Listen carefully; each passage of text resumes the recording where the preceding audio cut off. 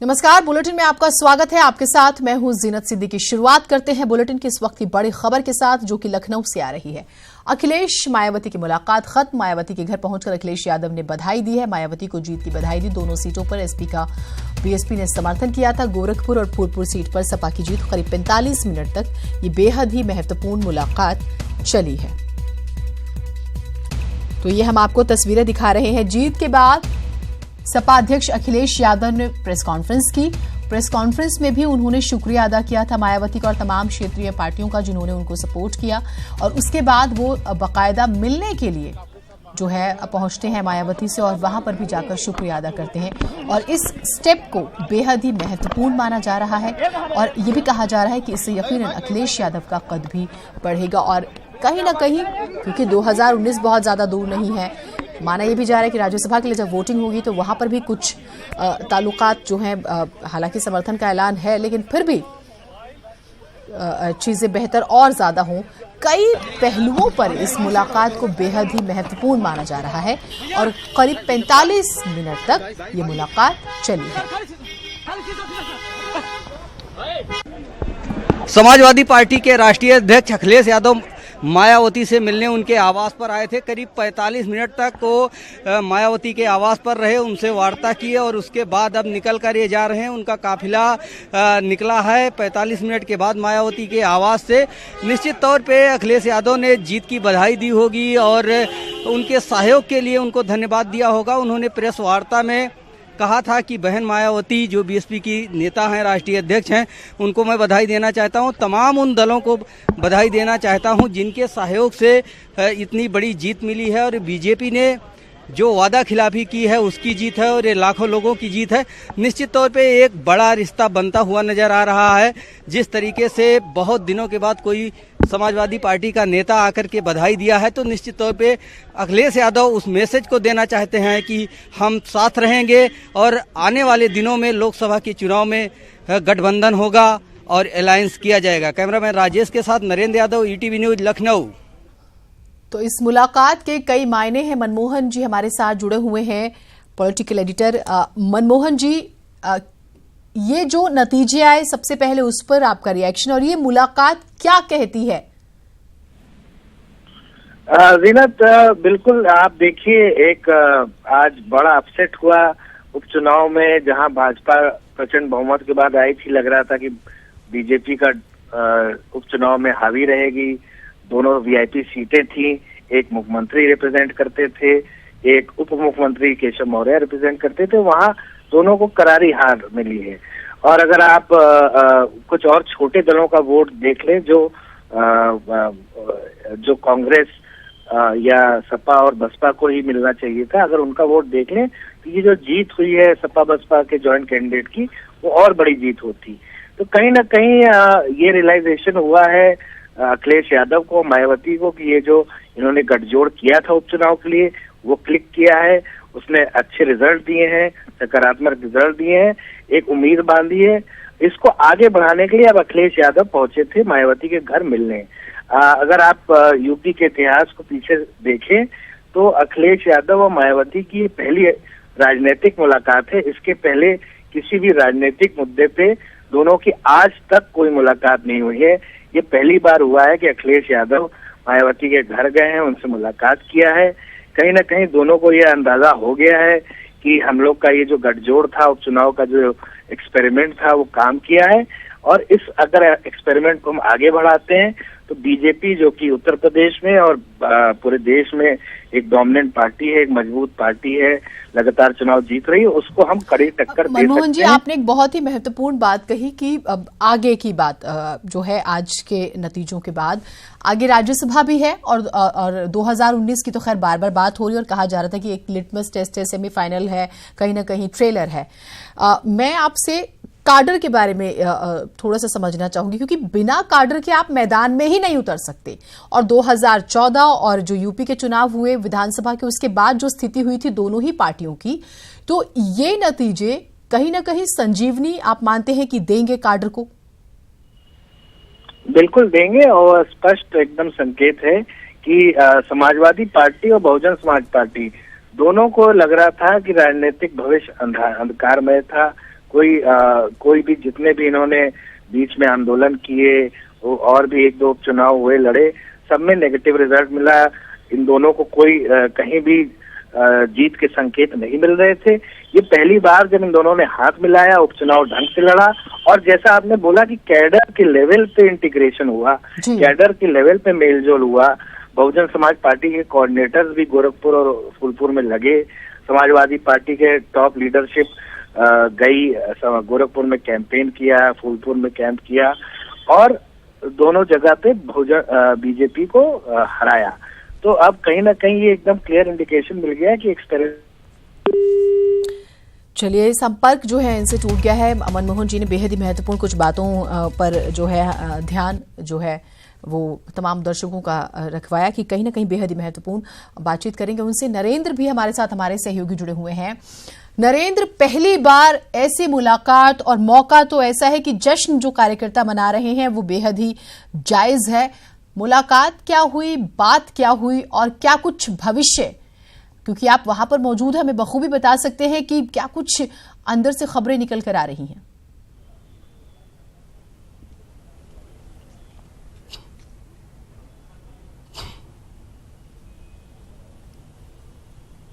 नरेंद्र, आप मेरी आवाज सुन पा रहे हैं?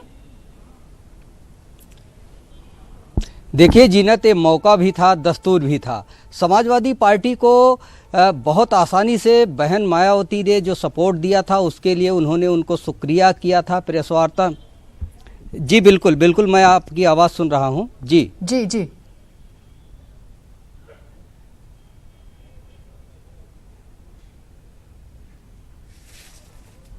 जी, तो आज अखिलेश यादव पहुंचे थे, जीत के बाद मायावती को बधाई देने उनके आवास पे पहुंचे थे। करीब 45 मिनट तक उनकी वार्ता चली। तो निश्चित तौर पे आगे की रणनीति पर भी चर्चा हुई होगी और विरोधियों को एक जवाब देने का भी ये प्रयास है, क्योंकि विपक्षी दल आज पूरे दिन बोलते रहे। विशेषकर बीजेपी की तरफ से प्रतिक्रिया आई कि ये जो गठबंधन है लंबा नहीं चलेगा, आगे टूट जाएगा, आगे रहेगा कि नहीं रहेगा। ये भी सवाल उठ रहा था कि किसने पहले फ़ोन किया और किस तरीके से बात हुई, और बीएसपी ने सपोर्ट कर दिया।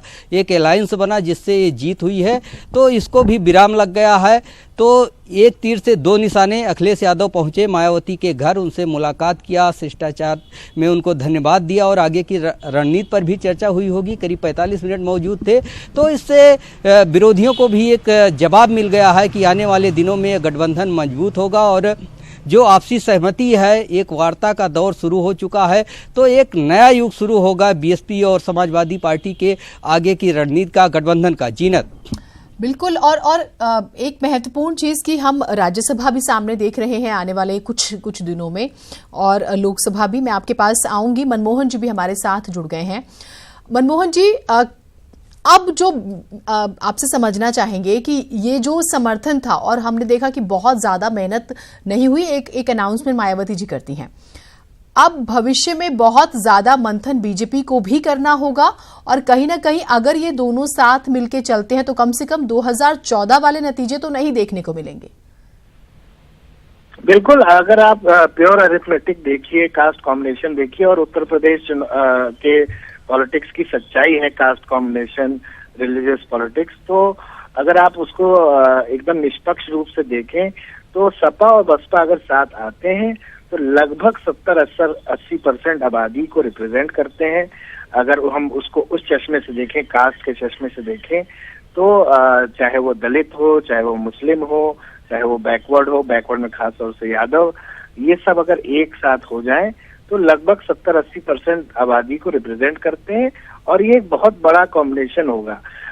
कितना वोट ट्रांसलेट होता है, ये तो खैर चुनावी समरों में कई फैक्टर होते हैं जो वोट ट्रांसलेशन में मैटर करते हैं, लेकिन आज उसकी बानगी दिख गई। आज उपचुनाव में जिस बीजेपी के अभी 4 साल की सरकार बाकी है, अभी 1 साल पहले वो प्रचंड बहुमत से आए थे। दोनों वीआईपी सीटें हैं, एक मुख्यमंत्री की थी, एक उप मुख्यमंत्री की थी। दोनों जगह पे मजबूत हार हुई है। तो कहीं ना कहीं बता रहा है कि बसपा और समाजवादी पार्टी अगर साथ आते हैं तो एक बहुत मजबूत कॉम्बिनेशन है और आगे भी रिजल्ट देगा। अखिलेश जो मायावती से मिले, उन्होंने ये साफ संकेत दिया है कि ये गठबंधन आगे भी चलेगा। ये गठबंधन सिर्फ उपचुनाव तक नहीं था, ये गठबंधन आगे लोकसभा चुनाव और उसके आगे भी बढ़ाने की मंशा है। ये साफ संकेत अखिलेश यादव और मायावती ने आज अपनी मीटिंग के बाद दे दिया है। मनमोहन जी, आपसे दो चीजें और समझना चाहेंगे। एक तो ये कि जिस तरीके से आपने शुरुआत में कहा था कि पहली बार ऐसा हुआ है और ये मुलाकात अखिलेश यादव के कद को लेकर, उनकी परिपक्वता को लेकर, और जो गेस्ट हाउस कांड का बार बार जिक्र करते हैं और कहा जाता है कि कुछ गलतियां मुलायम सिंह यादव से उस वक्त हुई, ऐसी बातें कही जाती हैं, तो कहीं ना कहीं अखिलेश यादव का एक अलग किरदार जो है वो देखने को मिला यहां पर कम से कम। और उसके बाद बीजेपी की गलतियां कहां पर रह गई? वीना, दो बातें आपने पूछी। देखिए, ये गेस्ट हाउस कांड और समाजवादी पार्टी और बसपा की लड़ाई या दुश्मनी, ये एक पुरानी इंसिडेंट है, पुराना किस्सा है, जो इसका ज्यादा दोष आता था मुलायम सिंह यादव के ऊपर और शिवपाल के यादव के ऊपर। अखिलेश यादव इन दोनों आरोपों से, इन दोनों छवि से अलग है। अखिलेश यादव ने एक अलग छवि बनाई। उन्होंने हमेशा, जब वो 5 साल मुख्यमंत्री थे, तो वक्त वक्त पे बहुजन समाज पार्टी की मुखिया मायावती को वक्त वक्त पे उनको प्रॉपर आदर दिया, प्रॉपर सम्मान दिया, रिगार्ड दिया। तो अखिलेश यादव के ऊपर वो गेस्ट हाउस कांड और बीएसपी कैडर से उनकी लड़ाई अदावत, राजनीतिक के अलावा उससे अलग थोड़ी इमेज उन्होंने बनाई। यही वजह है कि आज मायावती और अखिलेश यादव मिल सकते हैं। अगर यही मुलायम सिंह यादव और शिवपाल होते तो शायद ये गठजोड़ और मिलन ना हो पाता। दूसरी बात आपने कही कि क्या राज्यसभा चुनाव पे इसका फर्क पड़ेगा? बिल्कुल। देखिए, राज्यसभा चुनाव में बहुजन समाज पार्टी ने अपना एक कैंडिडेट यूपी से बिहार तक उपचुनाव में बीजेपी को जोर का झटका लगा है, तो कमजोर विपक्ष को संजीवनी बूटी मिली है। ऐसे में सवाल उठने लगे हैं कि क्या ये 2019 का ट्रेलर है?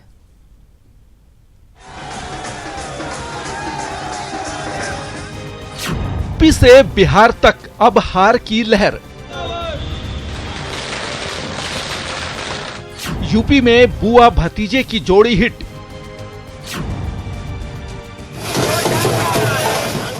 बिहार में नीतीश बीजेपी की दोस्ती बेरंग।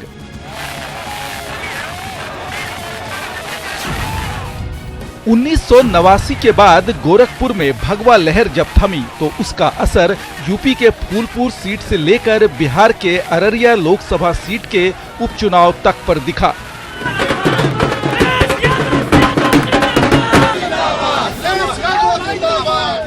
फूलपुर लोकसभा सीट बीजेपी का गढ़ कभी नहीं रहा, लेकिन 2014 के चुनाव में बीजेपी यहां लगभग 3 लाख से ज्यादा वोट से जीती।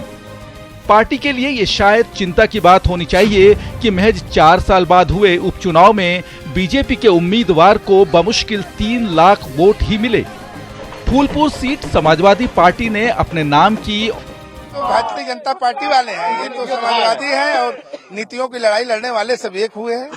आदरणीय अखिलेश यादव जी और बहन जी का आशीर्वाद हुआ, समाजवादी जी सभी समर्थक। बात करें सीएम योगी के मजबूत गढ़ गोरखपुर की, जहां से योगी आदित्यनाथ करीब 2 दशक तक सांसद रहे।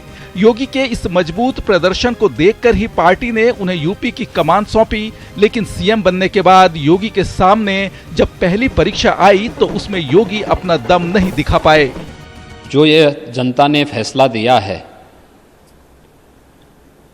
यह अप्रत्याशित है। इतना मैं नहीं मान रहा था कि समाजवादी पार्टी के प्रत्याशी के पक्ष में बसपा जो उसका वोट है उसे इतना ट्रांसफर कराने में कामयाब होगी।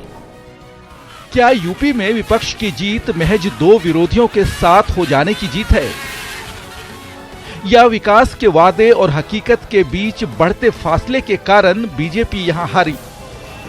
इस पर अपनी अपनी राय हो सकती है, लेकिन इससे इनकार नहीं किया जा सकता कि 2017 में अपार जीत के साथ यूपी का राज तिलक करने वाले सीएम योगी और पूरी बीजेपी सरकार का रंग इतनी जल्दी उतर गया तो इसकी कोई खास वजह तो जरूर होगी।